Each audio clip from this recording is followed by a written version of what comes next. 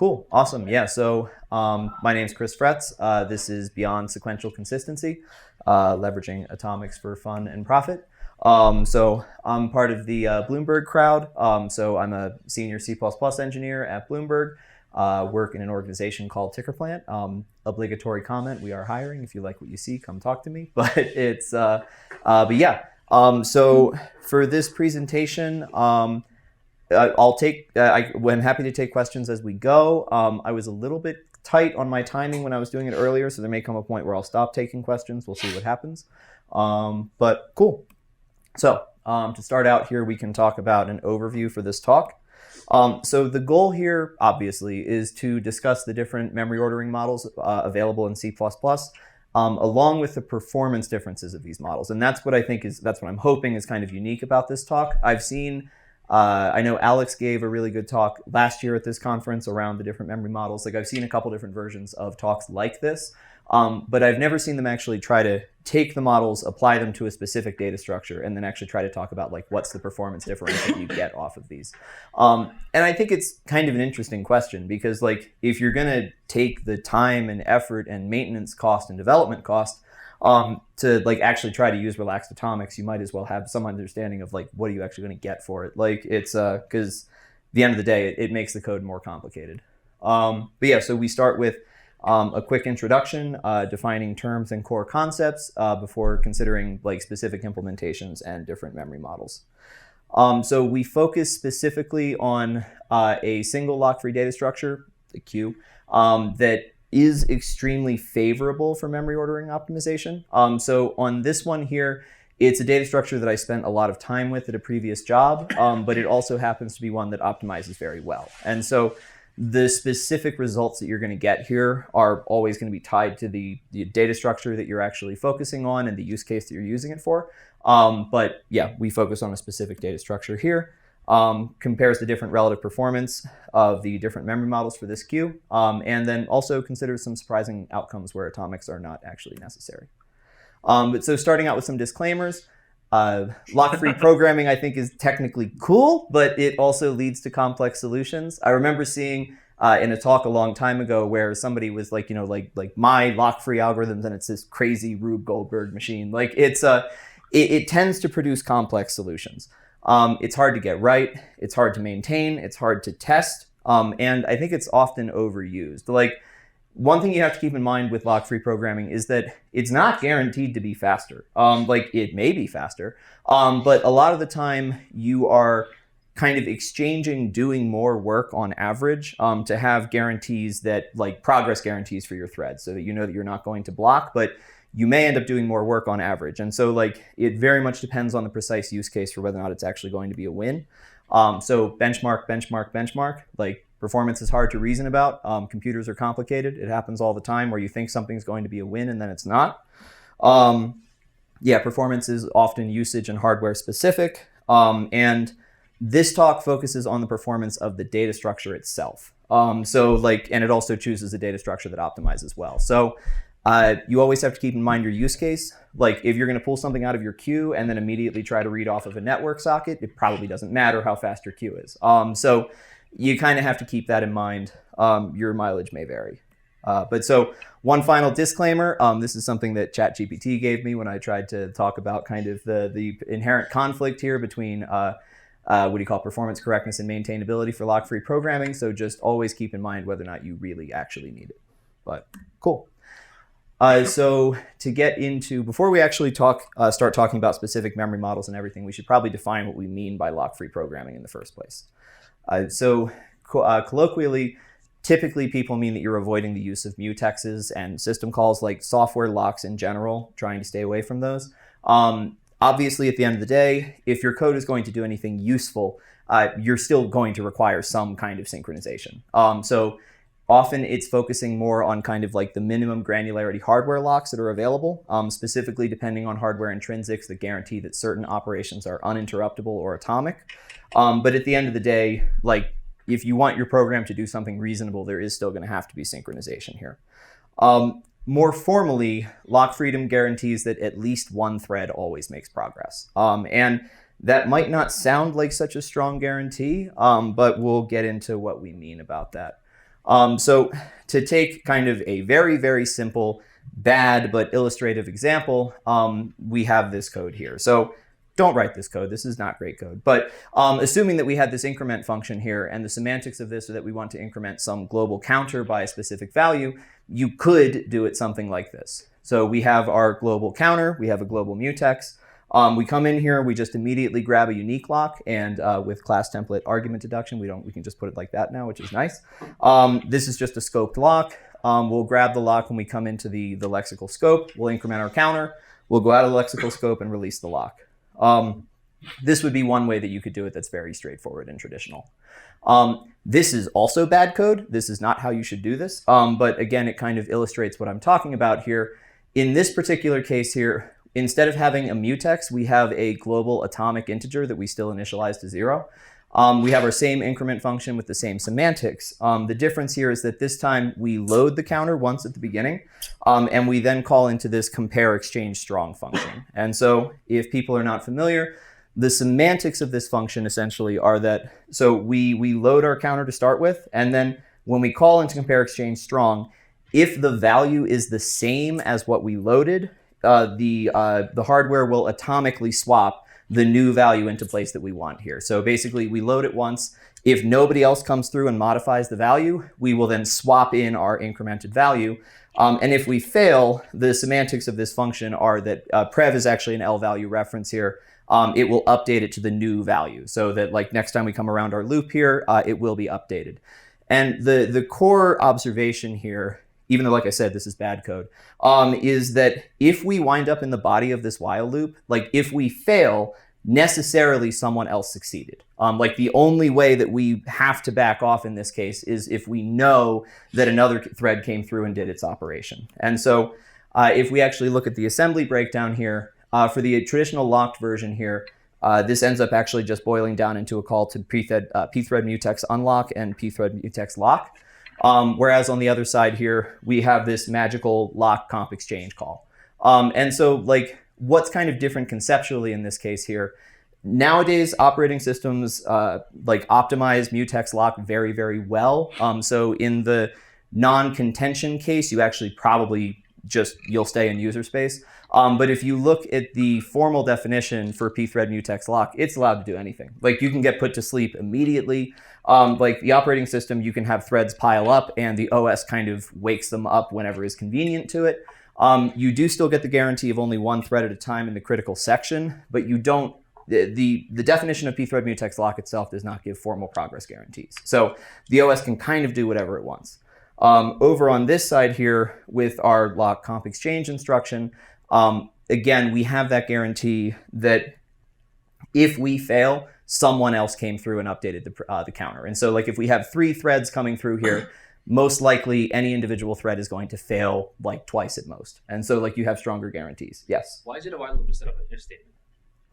Well, so I mean, at the end of the day, like, so we might fail. Like the problem is that like we have to try again, because like if another thread comes through here and updates before us, like say that we come in here, we load our counter, and then we get put to sleep by the operating system. If another thread comes through, loads that counter and swaps its value in, when we wake up, we'll fail. And so like this is not guaranteed to succeed. That's why we need a loop here. Now that being said, this is the version you should actually write here, where you just do the plus equals. But I'm trying to kind of give the idea here of like there's this guarantee that necessarily someone else succeeded if we fail. But yeah, this is the version you should just actually write. You probably don't even need a function for this. Like stood atomic is awesome, and all of its operators are done such that it will do what you want. And so if you write this code here, you just get the lock add instruction over here. And so this ends up, the lock prefix is what makes this atomic. It like on x86, you get this guarantee where like this operation is going to require reading the value of counter from memory, incrementing it, and then writing it back. The lock prefix here means that that's atomic, and it all happens like indivisibly from the perspective of the rest of the rest of the hardware. But cool. So getting into the C++ memory model itself. So starting in C++ 11, we gained a formally defined memory model that includes multiple different memory orderings. Before C++ 11, obviously people have been writing multi-threaded code for decades, but before C++ 11, you were very much dependent on the guarantees and semantics of the particular library you were using, the particular hardware that you were on. Like Boost and a bunch of other libraries made this a lot easier. But starting in C++11, we actually got guarantees as part of the standard itself. And so of these different orderings, we have relaxed, we have acquire, we have release, we have acquire release, and we also have sequentially consistent. So there is technically a sixth one here called consume. Don't think about it. It's going away in 26. My understanding is that it was really only for very specific hardware use cases, and it never really kind of worked the way that anybody wanted. So these are really the ones that we care about here. And this acquire release here is just a combination of the previous two. And so at kind of a high logical level here, we have essentially three different models that the C++ standard gives us access to. And so, like, why do we have all these different orderings? What is this for? It seems like this adds kind of a lot of complexity here. On a modern symmetric multiprocessing machine, which is to say any machine that you have ever used in like the past 20 years or more, all of the cores, which is to say like all of the individual processing units on the die, are interacting with memory simultaneously. And the thing that's interesting here is that like each core has its own cache. Like CPUs are so fast, and from the perspective of the rest of the system, like the CPU is the fastest thing on your machine. And so much of what is required to make the CPU performant comes down to trying to get memory to move as quickly as it does. And so each core has its own cache, and there's multiple different layers of caches on modern machines. And so this can mean that different cores may have independent copies of the same data. And so if you have different cores that are operating on shared data, like who sees which changes and at what time? Do different cores even agree on the relative ordering of events? Like if you have two cores that are changing two different values in memory, like if you core 0 and 1 that are changing some flags, what do core 3 and 4 see? Like how do you know what order they're going to see those changes in? And so the different orderings of the C++ memory model give the programmer fine-grained control over this and kind of allow you to bring order to chaos.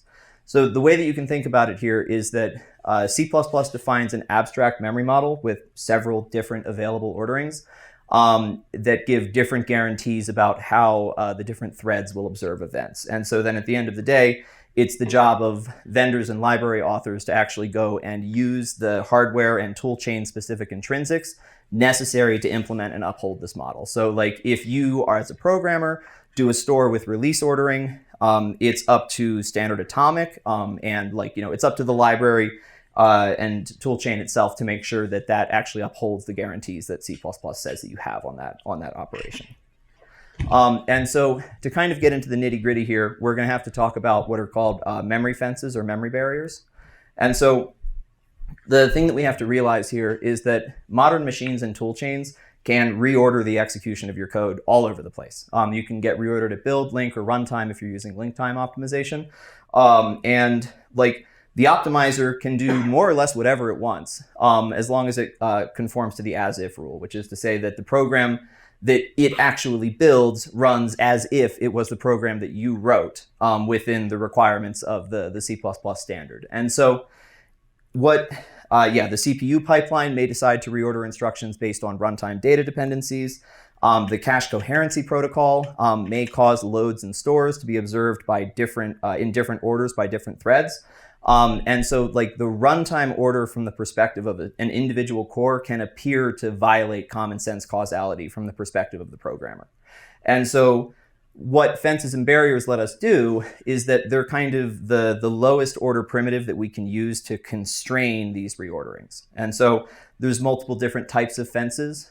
You can have a compiler fence, which is like purely a compile time construct. It does not actually emit any code at runtime. But you can basically tell the compiler, or you can tell the toolchain, like, I need you to not reorder these instructions. Like, I need it to happen in the order that I wrote. So this prevents reordering of operations for the toolchain. You can also have runtime fences, which are actually like assembly instructions, like runtime opcodes that constrain the CPU pipeline and memory subsystem that prevents the hardware from reordering operations. And so at the end of the day, like standard atomic, like, you know, the library and the toolchain uses these constructs, or allows the programmer to use these constructs to put limits on what the implementation can do so that you can reason about your code. Yes? So for the runtime fences, are those like specific actual operations, or are they flags on other operations? So usually what I see, so they can be both. So if we take the example of, it's too many slides back, I don't want to go back. But if we take the example of the lock add that we were seeing before, lock is a prefix that inherently has memory fence semantics, essentially. So you can kind of think of that as kind of being a flag on an existing instruction. But there are also guaranteed instructions as well. Like on x86, there's S fence, M fence, and L fence, I believe. And like those are actually individual assembler instructions to like set up requirements in terms of what can be done. And I'm sorry, for the YouTube audience, the question was, are these fences like actually really, like, are they flags? Are they assembly instructions? Answer is kind of both, but like they do actually exist in your binary if they're runtime fences. But audience is mic'd now. Oh, sorry, second. The audience is mic'd now. You don't have to repeat them. Oh, good point. All right, thank you very much. Yeah. So one thing, what the C++ standardized was that they're all data fences and barriers, right? There's nothing about instructions, right? Yeah, correct. Like, I mean, the idea here is that the C++ standard gives you kind of an abstract interface to this, and then your particular standard library uses these tools to implement that. No, but I mean, like for instruction, so like for example, if you have a buffer and you write instructions to it, and then you want to execute it, most hardware you need some kind of barrier, right? Because validate like instruction caches and things like that, right? Yes, yeah. It's and I know that I had it around here somewhere about like load and store buffers. Like at the end of the day, like those fences will also make sure that those flush properly such that things are visible to other cores. But cool. And then multiple types of fences. Also, store fence, load fence, and combined full fence. So like that again controls what part you're flushing. But cool. So getting into the orderings themselves. So with this one here, so sequential consistency, you can see we have a very orderly train station here. We have a very nice clock. The trains are running on time. We have a very orderly, people walking down the platform to actually go to their trains. I don't know why the conductor is standing on the tracks. Ignore that. But otherwise, things are looking very orderly here. So sequential consistency. When the implementation uses sequential consistency, there exists a total ordering of all sequentially consistent operations that all threads agree upon. So you still have transitive visibility of operations, which is to say that if one thread sees A, then B, then C, if those are ordered with sequential consistency, it's guaranteed that all threads everywhere will see A, then B, then C. And so this gives global guarantees in terms of the way that the programmer can reason about the order of events. This is the default behavior. We have this saying in C++ that all of our defaults are wrong. I think that this is one where probably the default is actually good. Disagree. Say again? Disagree. Well, so that's the problem. It is the slowest behavior, and it is very slow, as we'll see. It takes the conservative ordering by default, is what it comes down to. So to give a specific example here, so we have three global atomic integers here, A, B, and C. They all get initialized to 0. And then in the main function that we have here, so we have a vector of threads. So if people aren't familiar with JThread before, it's a joinable thread. Basically, when its destructor gets called, it will automatically join with the thread that it's managing. And so we just place back 3 lambdas into this vector. So we're implicitly firing up 3 threads. When we hit the end of main, we'll try to destroy the vector. It'll try to destroy the threads. It'll wait for all these threads to exit. So what's interesting here is that we can see across these 3 different threads, we have just totally different, orders of increments to these variables. There is no guarantee. Our code has not put anything in place that would give a guarantee about what the actual runtime ordering of this will be. Like the operating system could choose to launch these threads in any order or deschedule them at any time. Like we have no guarantees in terms of what the runtime order will be, but we do know, we have a guarantee that whatever the ordering is, all threads will observe the same thing. And so if thread 1 sees a particular ordering of these events, all of the threads will agree upon it. It's not possible to see something that's inconsistent in terms of the ordering of these events. And as I said before, sequential consistency is the default, which is why pre-increment just gives that to us, essentially. But cool. So then we get into acquire release. I am not sure that GPT really understood what I was trying to accomplish here. I wanted to put multiple hands on this clock to try to show that like people don't necessarily agree about what time it is anymore. But like we still at least have a platform, like people are doing something there. The trains are starting to look a little bit weird, but like, we still have some consistency here.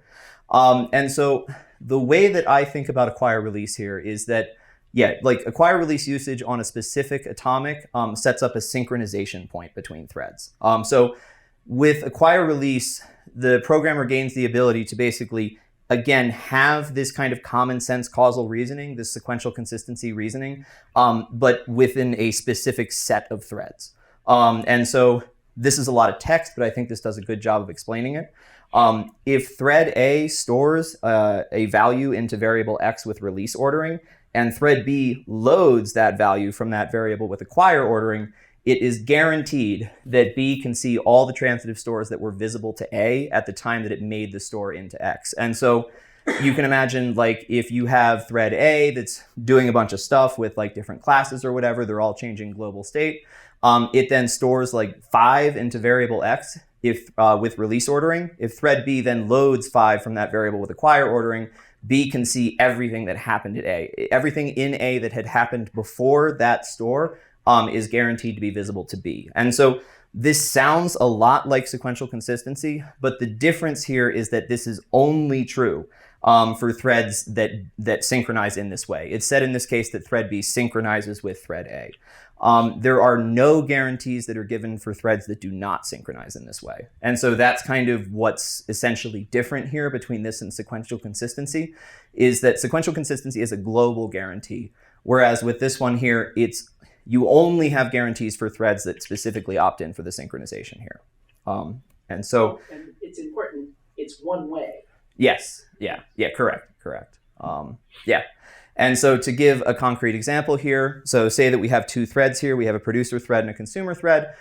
We again have 2 variables at global scope. I don't know why I chose to use equals here instead of universal and initialization. But anyway, we have 2 variables here. One of them is a non-atomic Boolean. The other one is an atomic Boolean.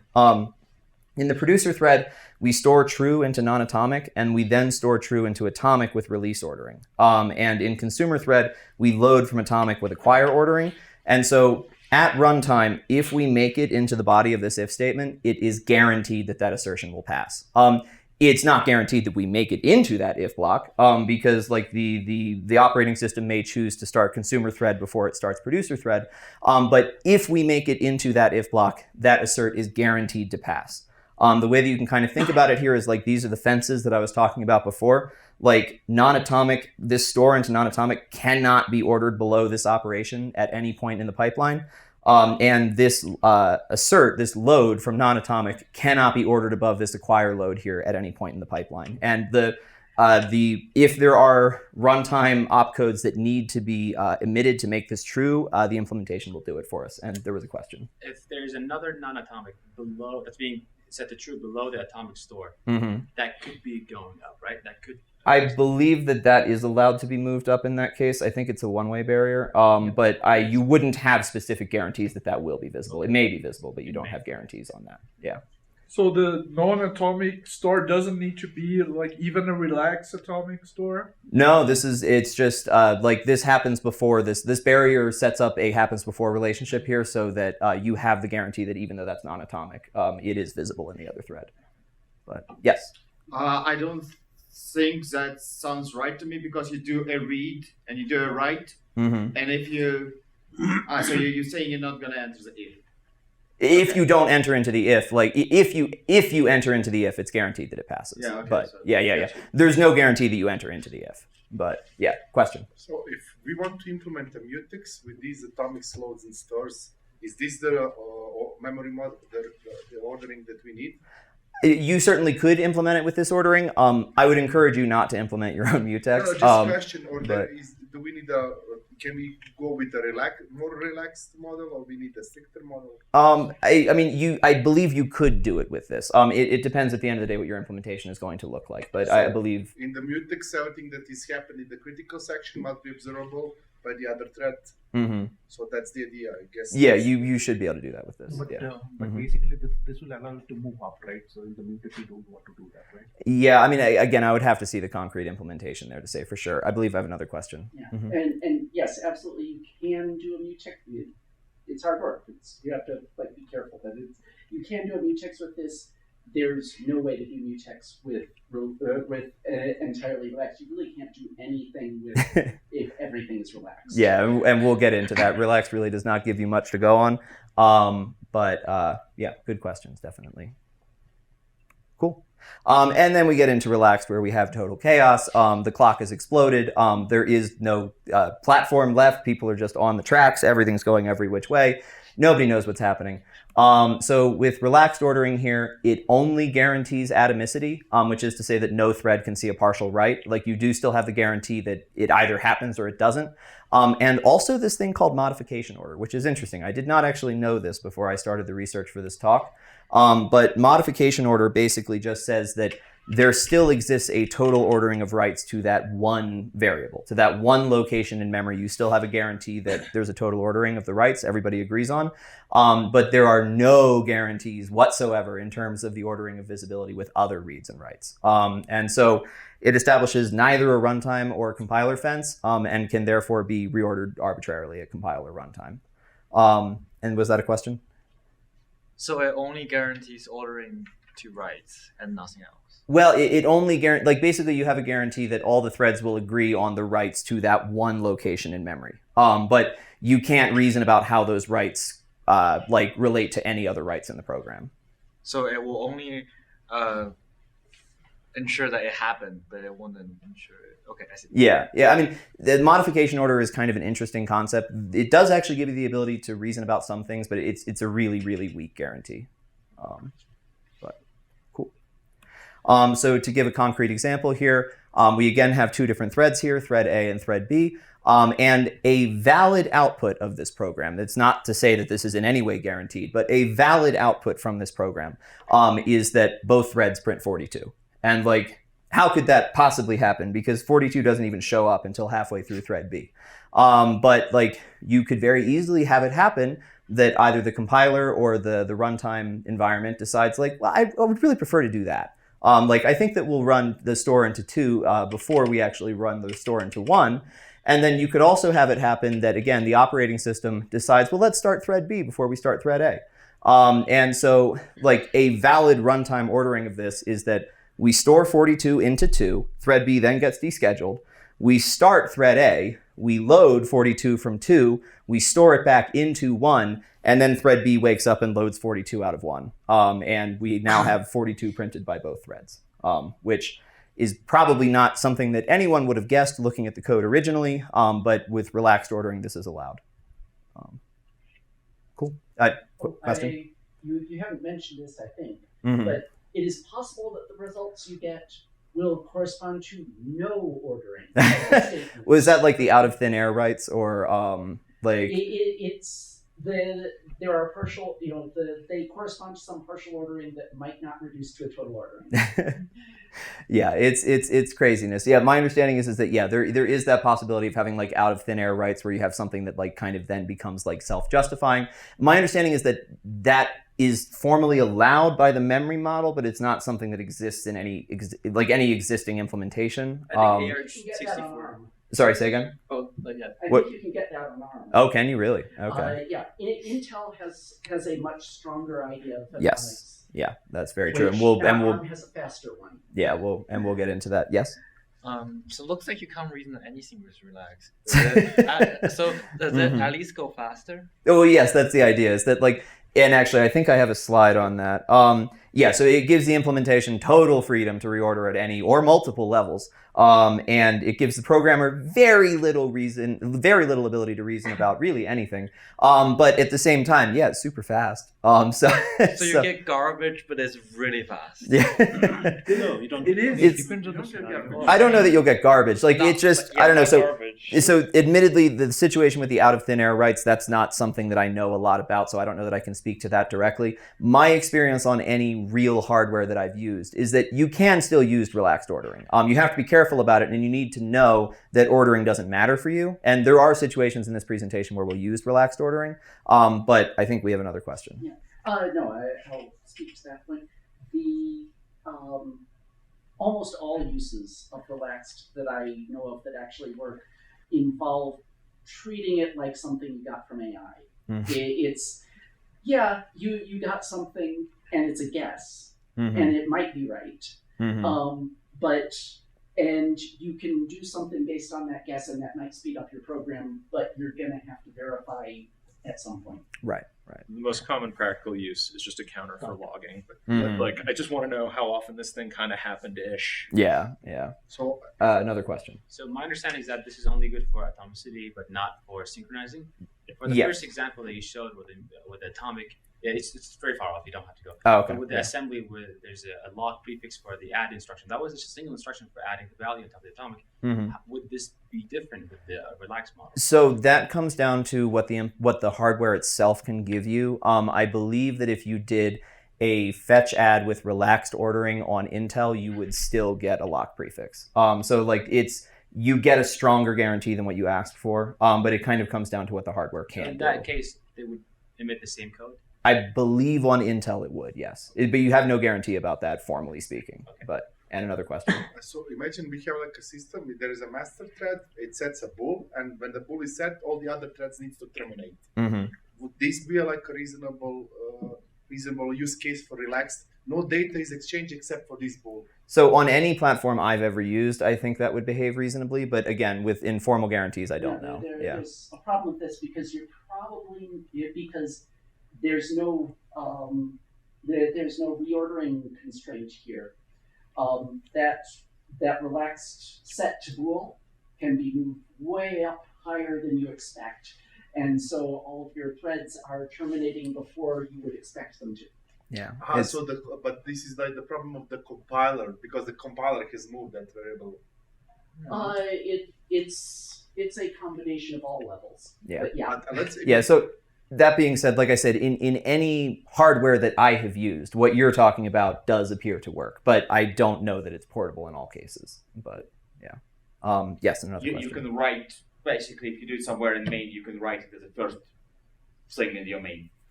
Sorry? You can write it as your first thing you do in main.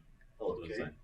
Like you're saying, like it would get hoisted before your program does anything. Yeah, you have to not have any boundaries. Yeah.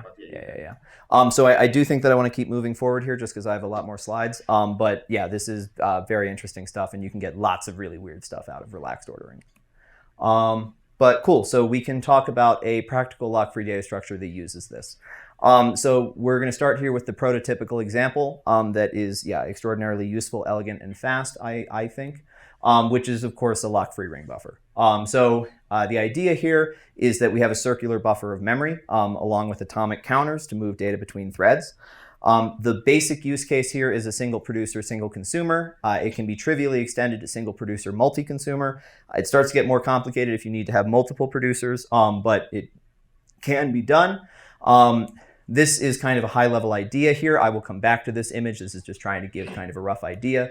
But so the core idea here is what I call the infinite array. I mean, I don't think it's my term, but basically you can imagine if you had infinite memory, the simplest way that you could possibly implement a queue would be to just have this array that just goes on forever. And then you just have two indexes, two atomic integers. And so in queues into this infinite array would be performed by copying data into the array and then incrementing the producer index. Dequeues would be performed by copying data out of the array and then incrementing the consumer index. And you critically have this guarantee that indexes increase monotonically, like they can never decrease. And so like the consumer just looks at the producer index and says like, am I equal to the producer index? Is there actually data in this queue? If you're not equal, then you can just copy out and increment. And you know that the indexes will just go up forever. They can never decrease. So again, this is kind of an illustration of that. Imagining that you had infinite memory. The data here is between the consumer and the producer. And the consumer just copies, increments, copies, increments, copies, increments. And the producer just does the converse. Yes? Yeah, I just want to make sure it's incrementing the index first and then putting the data in, or is it? No, so the producer copies into the queue and then increments. So the idea is that the producer index basically represents the next entry that will be written to, but you don't know that there is data there yet. Oh, so it's single. Oh, single. Okay. This makes sense. Cool. Awesome. All right. So in practice, obviously, we don't have infinite memory. Wouldn't it be nice? But the design can be trivially adapted. So in actual fact, we still have two atomic counters, a producer index and a consumer index. And these counters, these indexes, are still indexes into the infinite array, but we use modular arithmetic to map from the infinite array into finite memory. And the buffer is used circularly, wrapping back around to the beginning from the end if we do overrun. This is, again, a GPT visualization of what's going on here. So here's our data up top. The queue is spinning in clockwise direction, so the producer is kind of writing things here. The consumer is reading them out. And that's kind of what's going on here. I have a better visualization of this, though. So again, so when the producer and the consumer are equivalent, that means that there's no data in the queue because the producer has not written that record yet. But the producer can run off to the right, and the consumer now has 3 records that it can read. And these things will continue to run off to the right as the consumer chases the producer. And then the core bit of this is the wraparound case here, which is that eventually the producer will run out of space. We'll map, since we're using modular arithmetic, it will map back to 0, but its index is still 12 because its index is the index into the infinite array. And so you still have this monotonically increasing guarantee. But this is what it looks like in the wraparound case. If we kind of imagine from an interface perspective here, we have our producer function and our consumer function. These would be on 2 different threads. We have a ring buffer pointer here for like the actual queue itself. And for the producer, the way that we're doing this here, I'm just spinning up to 10 billion essentially. So it's just we have the simplest queue in the world. We are just pushing through integers at the moment. But we're going to spin through all the values from 0 to 10 billion. We're going to push them through here. And the consumer is just going to pop them out. And then basically the consumer is also counting as it goes so that we can assert that our queue is correct. And we're getting data out in the order that we put it in. But we just pop data off the queue. We assert that it's equal to the value that we expect, and we just spin. So I think this is about the simplest possible ring buffer that one could really write. And the way that you can imagine this might look. So obviously, in non-slide code, this would be a class template. You would templatize it on T and probably also your capacity. But at the moment right now, we're just fixing capacity to the 15th power of 2. In my testing, this seemed to perform the best.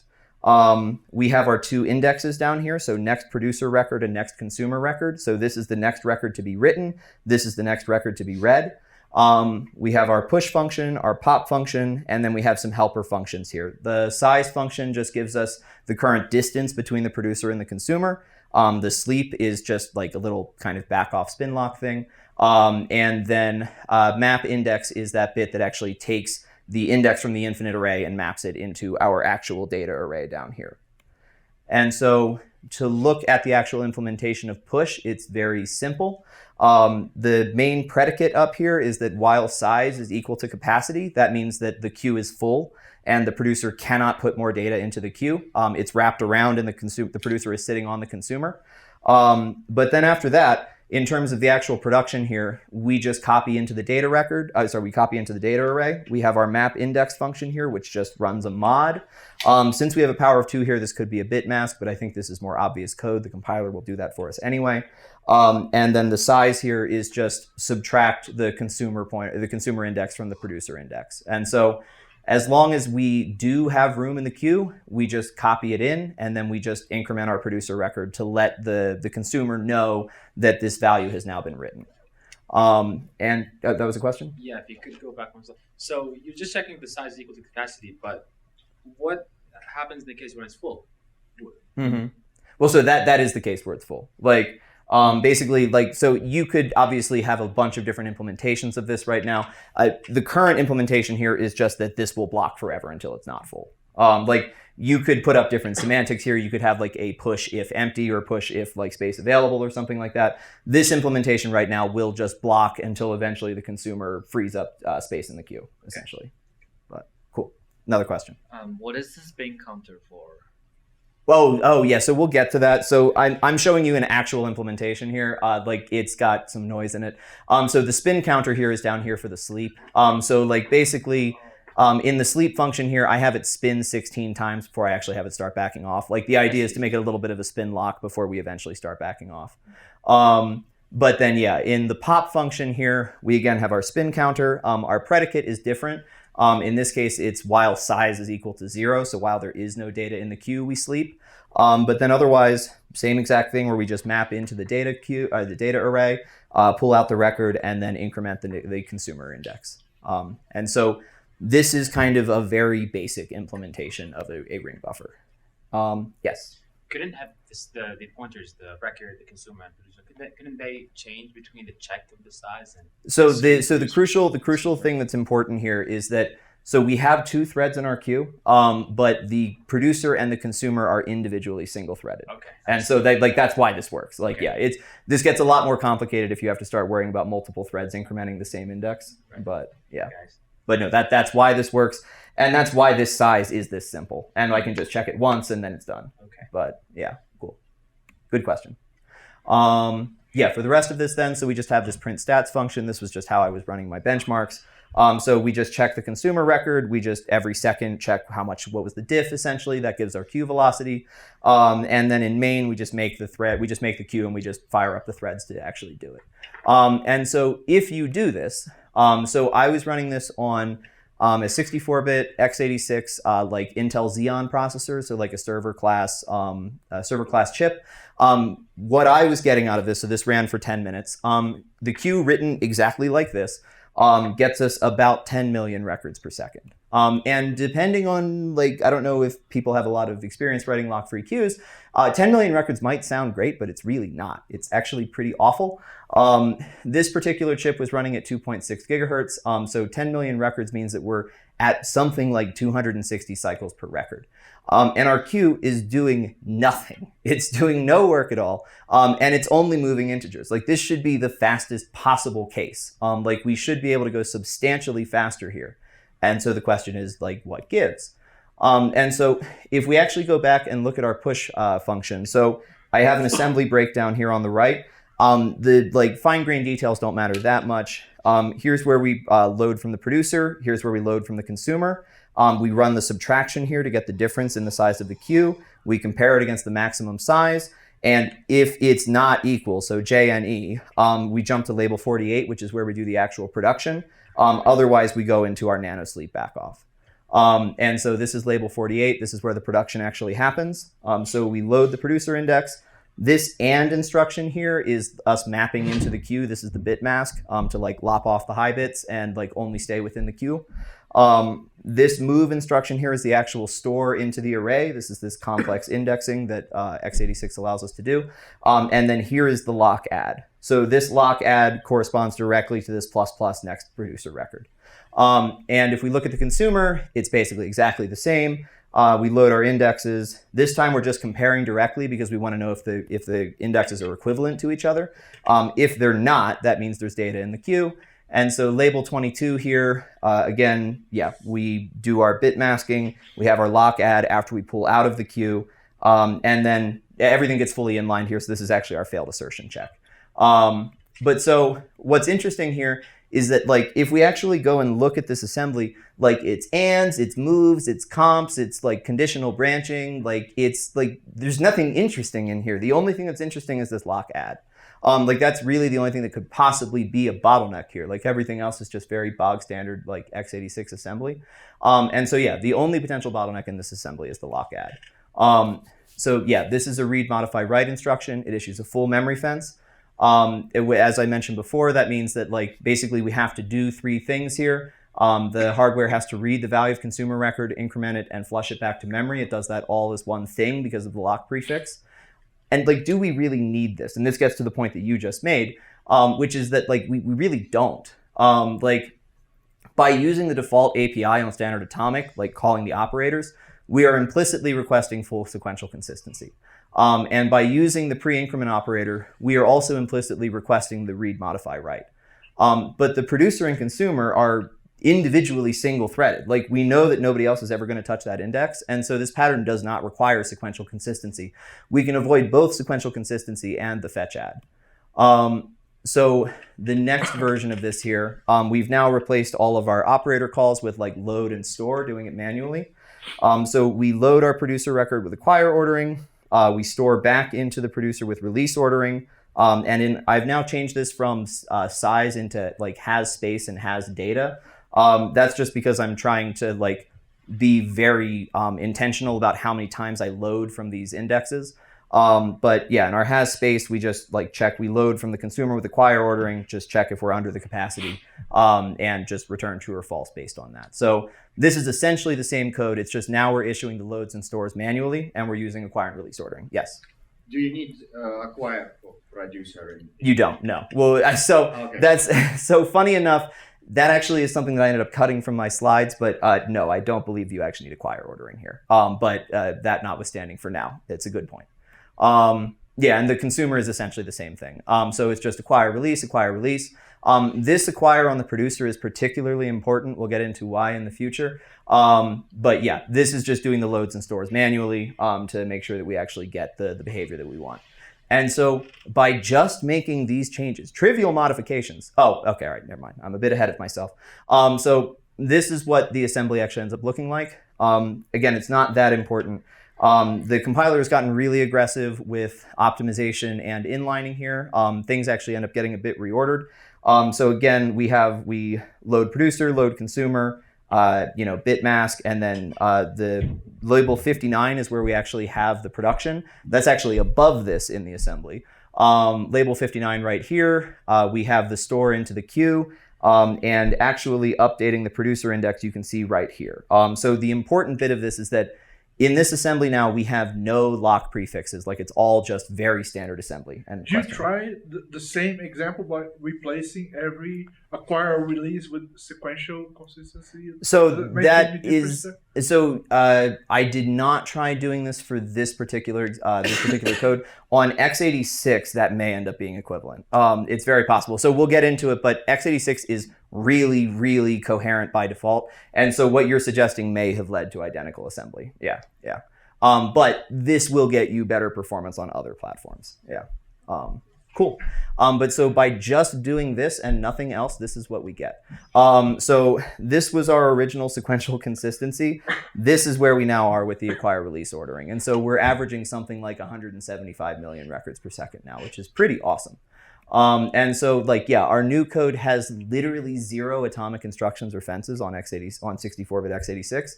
At 2.6 gigahertz, that's roughly 15 cycles per record. It almost begs the question of, are these numbers too good? But the test machine here has 32 kilobytes of L1 cache and a megabyte of L2 cache. The queue contains only integers. And so the whole thing fits in L2, and about an eighth of it fits in L1. We have extremely predictable memory access patterns here. Like we're just spinning over the same array sequentially over and over again. And so with prefetching, I think this does actually make sense. And also I've literally gone and inspected the assembly. I know I'm not benchmarking a busy loop here. But so this queue is a bit too small to be realistic.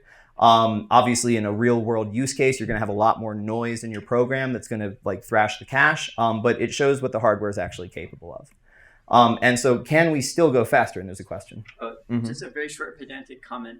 For the first bullet point, I would rather say that on x86, loads have implicit acquire semantics and stores have implicit. Yes, you are correct. So there's slides later that gets into that. But basically, I mean, there's no explicit fences in this code. Yeah. And we'll get into the fact that's also not true on other architectures. But cool. Question.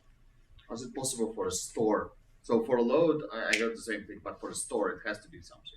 On x86, so I mean, again, I don't believe so. x86 just, and I get into the actual processor manual where I go over the actual guarantees.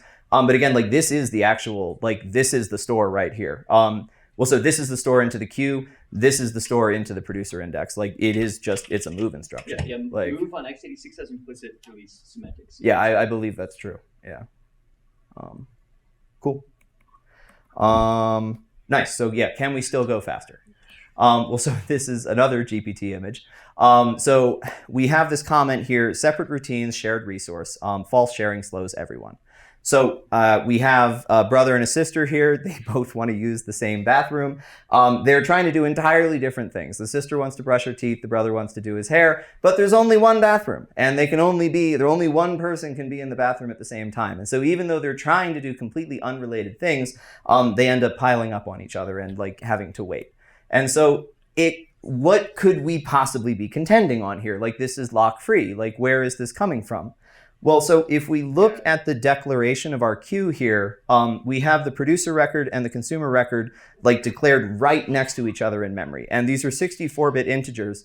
They're going to be 8 bytes each. Like, it's essentially guaranteed that these two records will fall on the same cache line. And like, normally this is a good thing because like, better data locality, like it means we're going to be more cache friendly. But in this particular case, it's really not. And so, they likely fall on the same cache lines. Different cores will fight to modify the same cache line, like concurrently. So we haven't really talked too much about cache lines yet, but on most systems, cache lines are the minimum granularity for the memory subsystem. And so the problem here is that there's this thing called, for Intel at least, there's this thing called the messy cache protocol. It stands for modified, exclusive, shared, invalid. It's the state that every individual cache line can be in. The problem is that both of our indexes are on the same cache line. And so when the producer goes to update its index, it will invalidate the copy that the consumer has. And when the consumer then goes to update its index, it's going to have to pull it back from the other queue. Like, these things are going to fight back and forth, and you're going to end up sending this cache line back and forth. Yes? Part of your queue data is there as well, do you care? So we will get into that as well. The version where I fix this, we will get to it. But yeah, so the problem here is that these two threads are going to end up consistently fighting each other, having to send this cache line back and forth. And so the cool thing here is that in C++11, we got standard hardware destructive interference size. And so this actually exists to solve this exact problem. And so if we look at the next version of this, and here you can see, Dennis, we also have the data array aligned. If we go ahead and actually try to fix this, we can load standard hardware destructive interference size. This comes from the header new, like #include new. We can get our cache line size, and then if we just add align as specifiers for all of these things here, we can actually align each of these counters to like a cache line alignment. And so this now guarantees that producer record and consumer record are both going to get unique cache lines. So this does waste a little bit of cache space because now each one of these guys are essentially going to be 64 bytes each instead of 8. But it ends up being a pretty big win in terms of like not having the cores fight each other contending on the same cache line repeatedly. And so if we make this change, this is what we actually end up seeing here. And so the terminology that I'm using here is maybe not the best. The naive queue is this blue one on the bottom. That's our sequential consistency with the lock prefix. The relaxed queue is the one that went to acquire release and got rid of the lock prefix. And the fast queue is the one where we also aligned the data to make sure that we're not having to deal with false sharing. And so we end up getting something like another 20% in this case, just off of the false sharing. But you also got more consistency, right? More or less variance, right? So yeah, we did. So you can see, I think that, yeah, that's a pretty good sign. Like the bouncing around here, I take to be largely like caching effects. But I don't know for sure. But I also did think that was interesting how stable it's become. Yeah. But yeah. So yeah, in this particular case here, there is a huge difference, over 20x, when we have aligned the data properly in using different memory orderings. Again, this queue and the benchmark program are really too trivial to be realistic for real-world programs.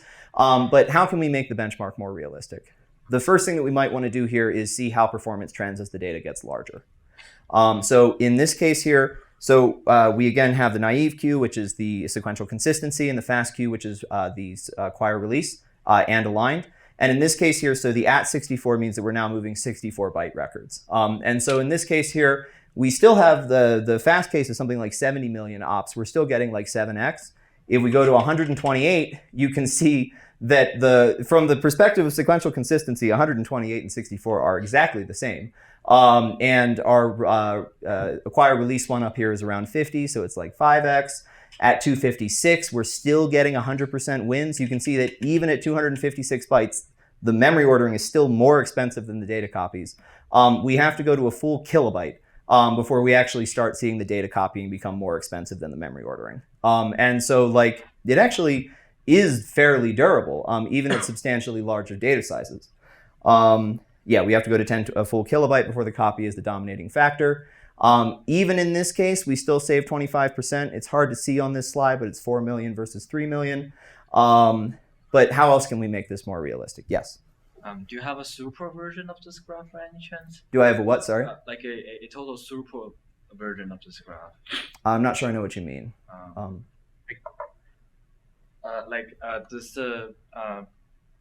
Never mind. We can talk later. Okay, we'll talk later. Definitely. Yeah. I mean, this was literally just generated by like I have a program parsing the output here. This is just tracking Q velocity over time for all of these things. It's all at the same scale. But cool. Yeah. How else can we make this more realistic? So we'll now get into the concept of kind of a multi-consumer queue. So one thing that I want to make very clear about what I'm trying to benchmark here. So what I am trying to benchmark is what I'm calling a broadcast queue. So I spent a bunch of time at a previous company where this concept of broadcasting every data record to many different consumers is an extremely useful paradigm. But what a lot of people expect here is a work queue, where we divide incoming data between a pool of cooperating threads in like a thread pool. That's not what I'm talking about here. So in what I call a broadcast queue, all consumer threads receive all data. So every consumer maintains its own individual queue index. And this is really useful in workflows like semantic analysis, intrusion detection, classification, situations where you have to run many different predicates on the same data. You can basically model that as having like different consumers for every different kind of logical rule that you want to run on the data. And it scales very, very nicely. And so the way I'm kind of trying to set up an analogy for this, you can kind of think of it as like a single Kafka topic, except everything is entirely in memory and lock-free. And so multiple consumers kinds of adds a new problem here, which is that how does the producer know if the queue is full, if there's many different consumers? So we need to add a new entity into this queue, a new thread whose job is to identify the slowest consumer. And let's call this thread the collector. And what this thread does is that it continually looks at the consumer indexes and identifies which one has the lowest index, and records that as its own index and becomes the new edge of the circular buffer. And so what I mean here is something like this. So this dotted yellow line here, this is the collector. So we now have multiple consumer threads in this queue. This is the producer over here. And so these things kind of continue to move forward with the collector constantly telling the producer where is the edge of the queue. And so you can see the consumers themselves don't really pay any attention to each other. Like we have C1 and C2 at entirely different locations here. And on this third one here, C1 overtakes C2 just because with whatever runtime orderings we got out of the implementation, that's what happened. But so the collector is analogous to the old consumer. And that's what the producer uses to decide if there's data available in the queue, if there's space available in the queue. Implementing this is pretty straightforward. And sorry, was that a question? Yes. Doesn't this block the producer if there's a consumer that's lagging? So yes, what you're talking about here is the like convoy effect, essentially. Like yes, if you have a consumer that is like consistently slower than everything else, that will start to dominate the velocity of the overall queue. So like it is something where you have to do a bit of kind of analysis here. The way that we actually did this at the time was that like there would be something that would observe the queue over time and would try to like basically muck around with like process priority to try to like give it a better chance. There are, depending on what your system is here, there may be some consumers that are too expensive to run. But yes, that's a good question. I thought I saw another hand. Yes. Are you going to talk about contention between consumers here? So again, and this is what I'm kind of trying to get across here, is that these consumers don't contend with each other in the way that we've set up this queue. They are not dividing data. Every consumer receives every record. But they contend on the producer data. They're on the min. They have to update the min, that's contention. Well, so I mean, so the collector here is having to spin over all of the consumers and identify which one's the slowest. So like if there's contention there in terms of what we were talking about before for false sharing, that would be between the collector and the producer most likely. But either way, like I still have this data all aligned here, the same as before, so we should not have a false sharing problem if that's what you're trying to get at. No, that's okay. Okay, all right, cool. Awesome. So then for modifications here, so we now have this consumer context struct. We can use align as on the struct itself to actually ensure that all of these guys get cache aligned. Every consumer has its own index. We then have the producer index, same as before, and we now have this slowest consumer index, which is our collector. And then we have an array of consumers, which is just our num consumers, which I cut that out of this slide. Just imagine it's like a static or a global or something like that. And then we actually have our array here. And so the implementation of the collector is very straightforward. We just basically spin over all the consumer indexes and try to figure out which one of is the slowest. Now, one thing that I would actually be really interested to hear, so I have this written with relaxed ordering. I have never seen this fail, but it would be interesting to hear whether or not anybody thinks this can't be relaxed. So what we're doing here, we're spinning over the consumers, and because we have this guarantee of monotonic increasing, like we know that none of the consumers will ever lower their value, I don't really think it matters what order we read them in. Like worst case, the collector pulls some value that's stale and it takes an overly conservative position, but like it shouldn't be possible to get a situation, at least in anything that I've ever seen, where we actually get something that's incorrect out of this. And so I would be curious if anybody would like to disagree with me on that. But in my experience, this is something that can be relaxed. I think if your producer has a memory ordering dependency on a side effect of a consumer, you no longer have a happens before. That makes sense. Yeah. So in this case here, the assumption is that they're like entirely disjoint. At least that's how I've always used it. But so that will work. But if a consumer sets something off global somewhere else and the producer is like, cool, I got past this number. Yeah, that certainly would not work. Yeah. But you're attempting to establish a happens before relationship between something that happened in the consumer and something that happens later, that might happen later in the producer. Well, so I the do. The consumer has to have said it was finished Yes. with the record before the producer uses the next record. Yes. Well, and so I do still have a release store here back into the actual this is what the producer will ultimately load off of. That creates a happens before between the producer and the collector, but there is no happens before relationship between the collector and the consumer. Right. I mean, I guess the main. You're in trouble there. Did you run it in TSAN? So I did run this in TSAN. It did not complain, but that doesn't necessarily mean that, like, who knows? It's my thought here again is that, like, if I read something that's stale here, unless you can wind up in a situation where the collector somehow sees a value that is less than its previous iteration, which, like, that's what I've been contending is not possible here. Like, I think the worst that you would get is that the collector doesn't move as far forward as it otherwise could.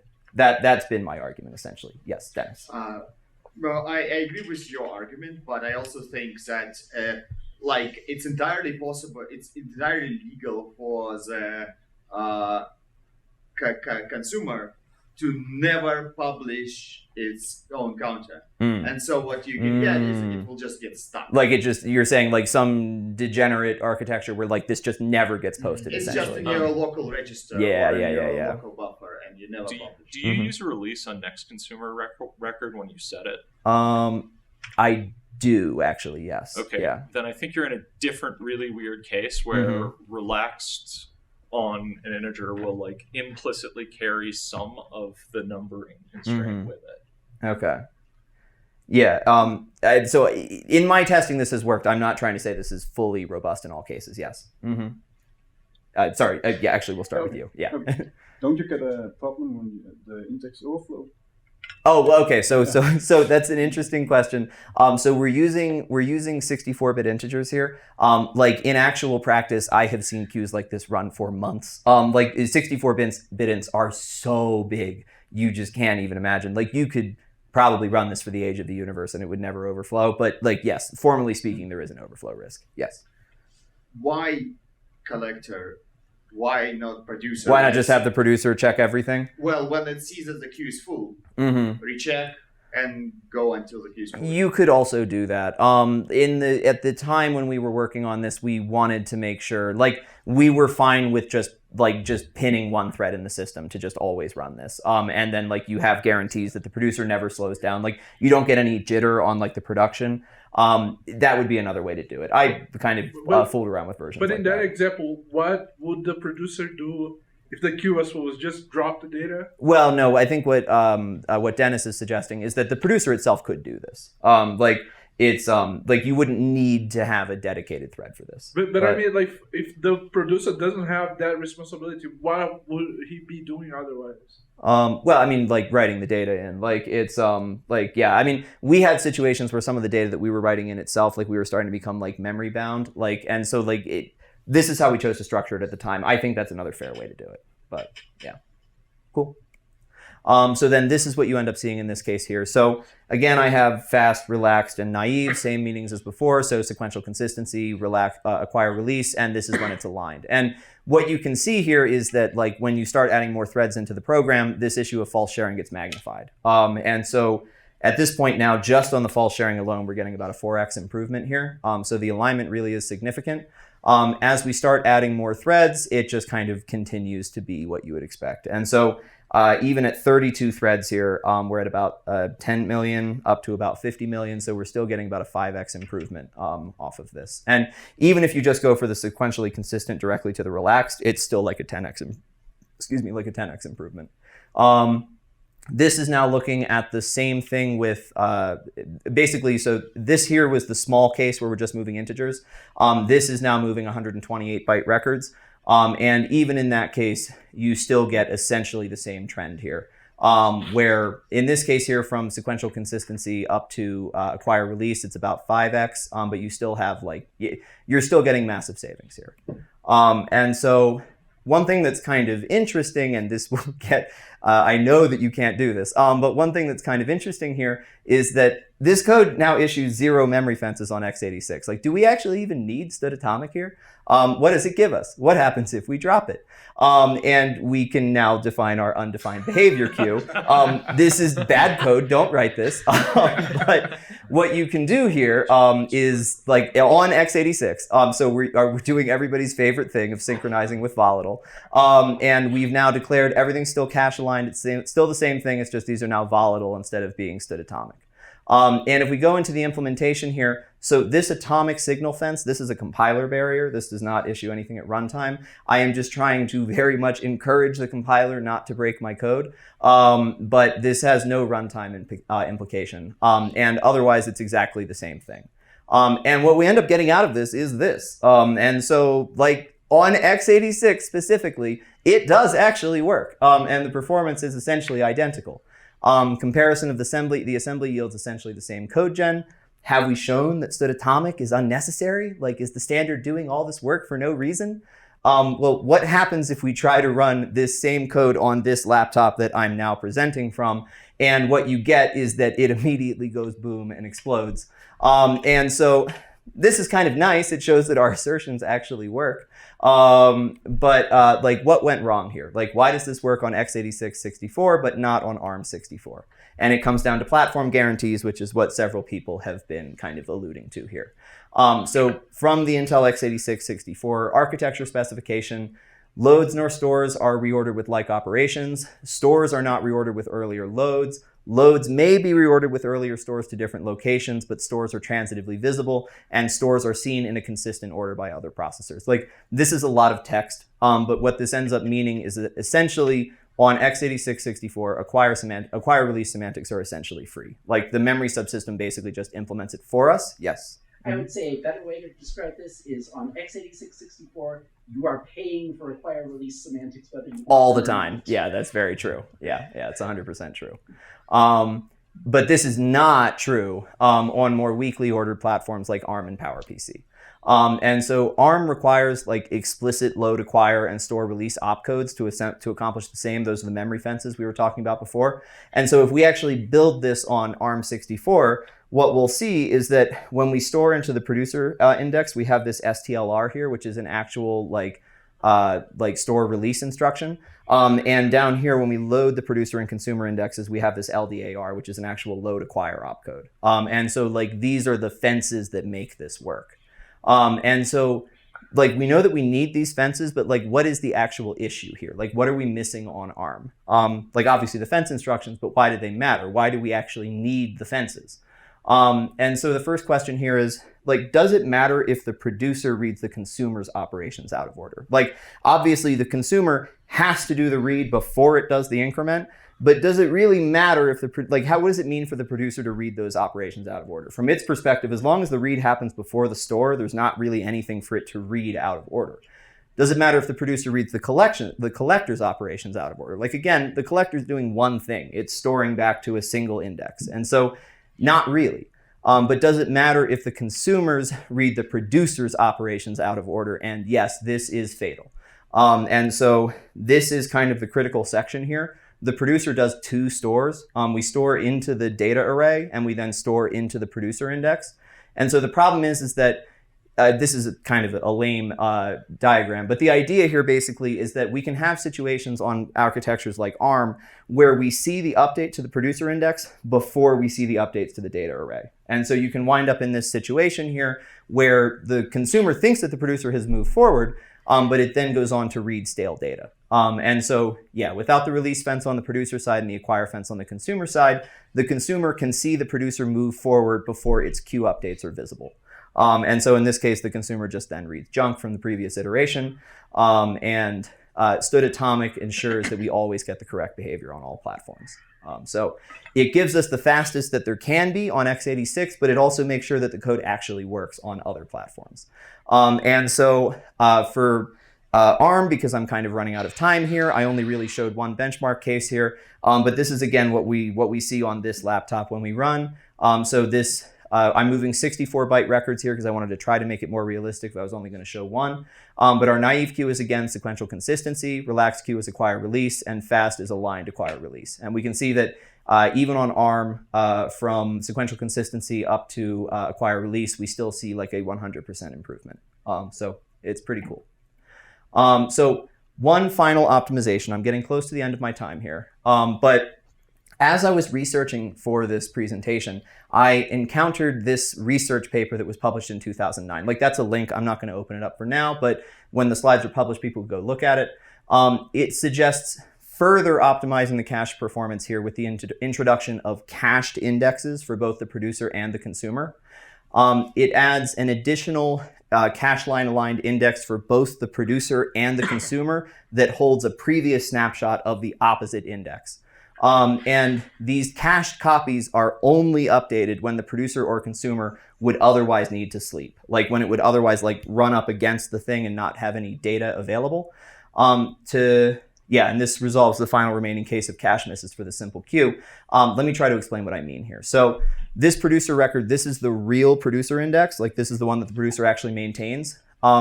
But this cache down here, this is a cache of the producer index that the consumer uses. And this is the real consumer index here, and this is a cache of that for the producer. And so what's interesting here is that we no longer have the false sharing case, but it is still true that whenever the producer goes to look at the consumer to decide, is there space in the queue? Or when the consumer goes to look at the producer to decide, is there data in the queue? That's almost always, it's basically always going to be a cache miss because we just invalidated it. Like the producer, every time it increments its index, is going to be invalidating like the L1 version of it over in the other, like the consumer thread. And so what's interesting about this approach here is that, like, in this particular case here, when the producer is trying to produce records, once in the beginning here, it ends up reading the consumer record, and we end up taking a cache miss in that case. But it then runs as far as it can until it hits that cache, and only at that point does it then reload from the consumer. And the consumer does the same thing. It caches the producer index, and only when it runs up against its cache does it reload from the producer and take another hit. And so what's really cool here, so this is perf output. So this is me benchmarking my previous, the simple small fast queue is the thing where we're moving 64-bit ints and we're aligned. In this original version here, So we only have 6% L1D cache misses, which is like pretty awesome. But the cache misses here, this is from like the last level cache. Like we only miss an L1 6% of the time, but if we do miss an L1, we then miss about a third of the time. This is what it looks like before we add this optimization. If we add this optimization in place, we then get this. So our L1D cache misses went from 6% to 5%, which is actually not as significant as I expected. But for L1, it still makes a huge difference. But for our last level cache misses, we go from about a third of the time to basically never. And yes. You make sure that your threads on what cache do your cores share? So in this particular case here, I believe that the cores share, I believe it's only L3. I think L1 and L2 are both core specific. Okay. Yeah. It's a good question. But yeah, so this is what we see. And one thing that's a bit of a spoiler here, you can see in terms of the total L1D cache loads, we go from about 30 billion up to about 90 billion, and they run for the same amount of time. And so when I load this next slide, like it's completely nuts. Like I almost like choked on my food when I was originally benchmarking this. This makes such a ridiculous difference for this very, very small queue that it's amazing. Like I couldn't even believe this when I benchmarked it. And so this is obviously for very small data. This is again only moving integers. If we switch over to 64-bit values, 64-byte values, we then go from the simple fast queue is the one that does not have the optimization. This goes from about 75 million up to about 110. If we go to 128-byte records, we then go from, let's see here, around 50 to like around 70-ish. So like this does decay quickly as the data gets larger. But there are real world use cases where you use 8-byte records. Like you could be passing pointers or something like that. So yeah, I was amazed by this. For small queue sizes specifically, this optimization makes a massive difference. Our queue only passes integers, but a real world use case would be passing pointers. It does decay as the data size gets larger, but it never seems to perform noticeably worse in my testing at least. And now this is interesting. So this is based off of my research. It's possible that I misread it or I missed an optimization somewhere. But this particular optimization does not appear to be implemented by either Folly or Boost. Those are the two that I checked. And maybe there's good reason for that. Maybe there's a situation where the cache pressure becomes more of a dominating factor than what I saw. Like I'm obviously doing a micro benchmark here, so it's possible there's real world use cases where this doesn't work. But at least off of what I saw, like again, if you're passing pointers, like specifically if you're passing pointers, this is a ridiculous improvement. So I was very, very impressed by this. But cool. You can do it with your collector thread too. Sorry, say again? You can do it with your collector thread too. You could, yes, exactly. Yeah, so with this one here, I didn't really bother going to benchmarking the collector thread, but you could do the same thing. Yes, you're correct. Cool. So final caveats here. So again, this is a data structure that optimizes particularly well. The performance diff in this case is massive because the data structure is so well aligned with acquire release semantics. Like it's often not possible to remove all the read modify writes. Fetch add, and somebody asked earlier about like if you did fetch add with release ordering, would that still have the lock prefix? I think it would, because the fetch add and compare and swap on x86 basically always requires a full fence regardless of what you ask for. And so benchmark, because again, like if you have something like a work queue where you're dividing data between different threads instead of having all threads read all data, it may not be possible to get rid of the fetch add. Other things that were interesting, so apparently cache line sizes on my MacBook are 128 bytes long. I say apparently because I got that from the internet, because Apple Clang does not have stood hardware destructive interference size. I don't know why. Even in standard C++, you still sometimes don't have things that are standard. And the thing that was really weird was that assuming that the internet is right, and it actually is 128 bytes, for some reason in my testing, the optimum alignment was 64 bytes, and I have no idea why. Then in terms of total conclusions here, so at the end of the day where I'm kind of going with this is that using the right model for the job can make a massive difference depending on your use case. Performance can be hard to reason about. It sometimes yields surprises. Like for instance, I still can't explain why the alignment is best on Mac with 64 bytes. The standard memory models do an excellent job of ensuring you can't write better yourself. Like I literally did try to write better myself here and was not able to do it.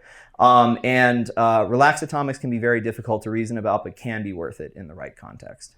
And so that's what I got. Yeah.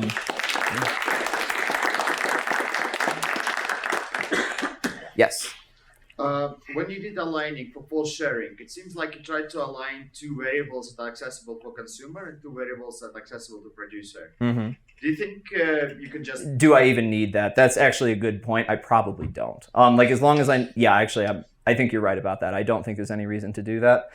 So Dennis's point, and it's well made, is that this is like a billion years back. But right here, there's probably no reason why I need to align this one or this one, since it's only used by a single thread. And like maybe you'd get slightly better caching behavior out of that.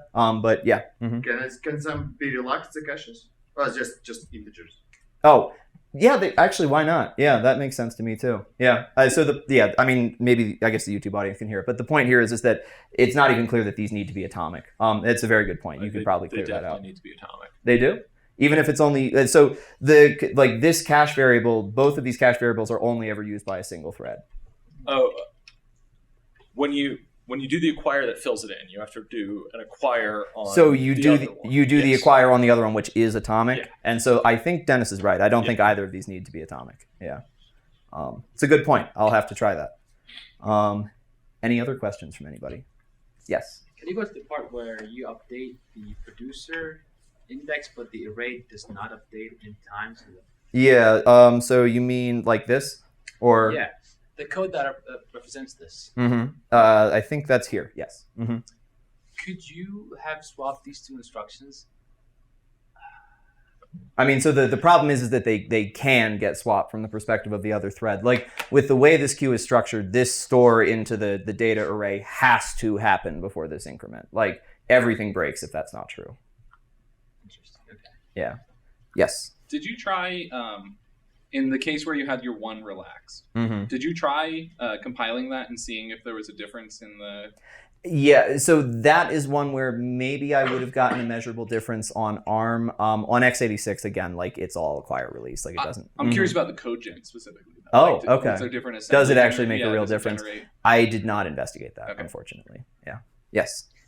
What if instead of caches for the other thing, you publish every 10 elements? Mm-hmm. Oh, like you batch the production? You could try that. I mean, I guess again, it depends on your use case. Like if you care on making, like if you really care about making sure that everything gets read instantaneously, maybe that would be a problem. It's an interesting idea to try to play around with that. It kind of depends on your use case.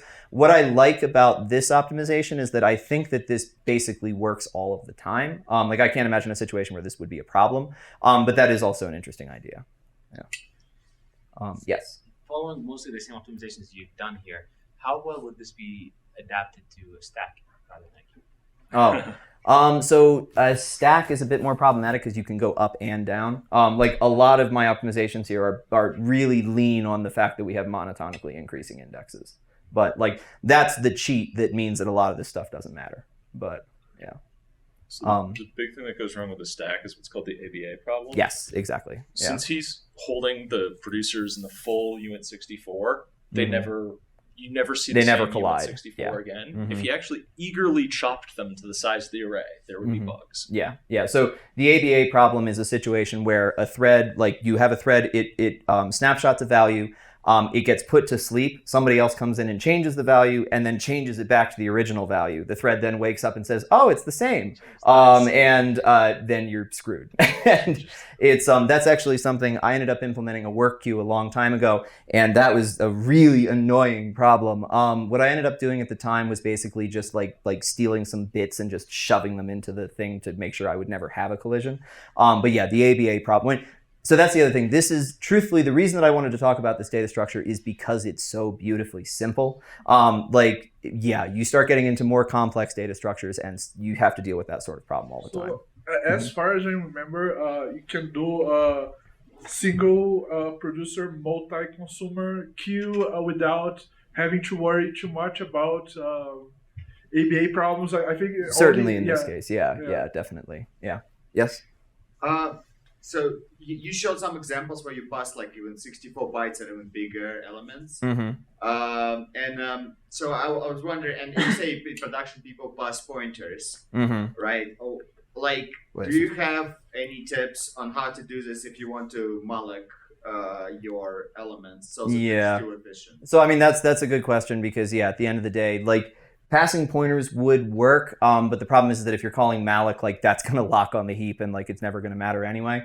The main thing that I could suggest on that one is pre-allocation. Like have like a memory pool and allocate out of that and pass pointers around through that. But yeah, you do have to be careful in this case to make sure that the cost of getting those pointers is not so high that it totally buries the cost of the queue itself. You need to pass the pointers back to producer. Well, yes, you would need some way for the producer to realize, like the consumer. No, that's interesting because yeah, the consumers in this case, all the consumers have to read it. You would need some way for the producer to figure out that the pointer can be reused. Yeah, I've not really gone into garbage collection in this particular case here. Conceivably, you could have something where the collector goes and marks everything in kind of like the intervening distance. But yeah, you would need some way to know that you can recycle. Yeah. Any other questions from anybody?